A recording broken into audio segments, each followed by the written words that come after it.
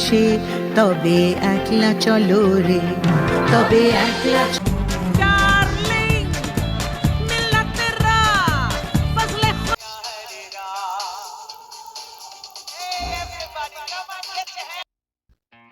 नमस्कार दोस्तों, आज हम बात कर रहे हैं महान पॉप गायक ऊषा उत्तुप जी के बारे में।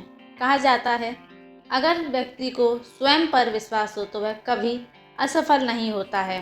वह उन तमाम कठिनाइयों, लोगों की आलोचनाओं के बाद भी सफल होकर दिखाता है। इसकी जीती जागती मिसाल है महान पॉप गायिका ऊषा उत्तुप। 7 नवंबर 1947 को मुंबई में जन्मी ऊषा ने भारतीय पॉप, जैज, फिल्मी गानों को नई नई ऊंचाइयों पर पहुंचाया। उन्होंने 1960, 70 और 80 के दशक में कई फिल्मों में प्लेबैक सिंगिंग भी की। देवानंद से लेकर शाहरुख खान तक लोग उनकी आवाज़ के दीवाने रहे हैं।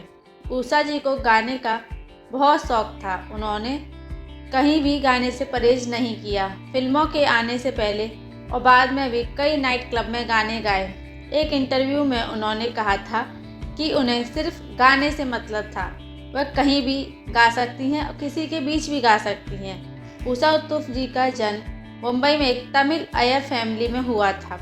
ऊषा जी उस दौर की हैं जब फिल्मों में लता और आशा जी आवाज़ पर कई राज करती थी।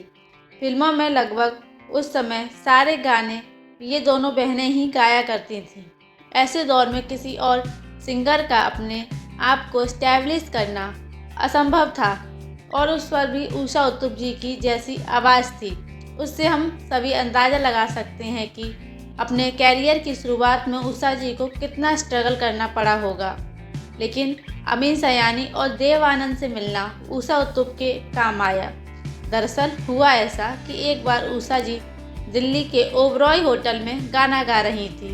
वहीं देवानंद की प्रोडक्शन कंपनी नवकेतन के कुछ लोग वहां मौजूद थे।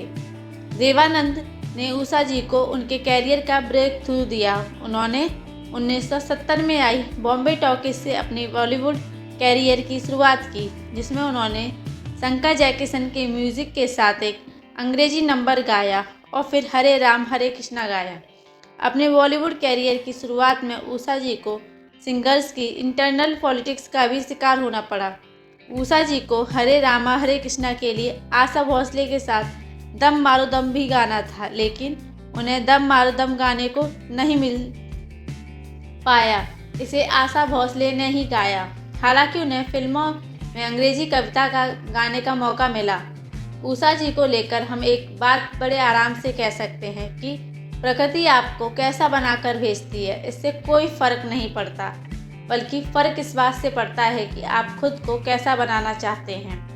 आज दुनिया भर में अपनी सिंगिंग से सभी का दिल जीतने वाली ऊषा उत्तुप को शुरुआत में उनकी आवाज़ की वजह से क्लासिकल म्यूज़िक सीखने नहीं दिया गया था, लेकिन आज उनकी उसी आवाज़ के जादू ने सभी को खूब झुमाया। लंदन स्थित BBC रेडियो पर लंदन साउंड्स इंटरनल नामक प्रोग्राम में इनका इंटरव्यू भी किया गया था। ऊषा ने एक भारतीय महोत्सव के लिए नैरोबी का दौरा किया। वहाँ ये इतनी लोकप्रिय हुई कि इन्हें स्थायी रूप से वहीं रहने का आमंत्रण भी दिया गया। गायन और स्वाहिली में अक्सर राष्ट्रवादी गीतों के गाने से ये बेहद लोकप्रिय हुई और वहाँ के तत्कालीन राष्ट्रपति जोमो केन्यात्ता ने उन्हें केन्या का माननीय नागरिक बनाया।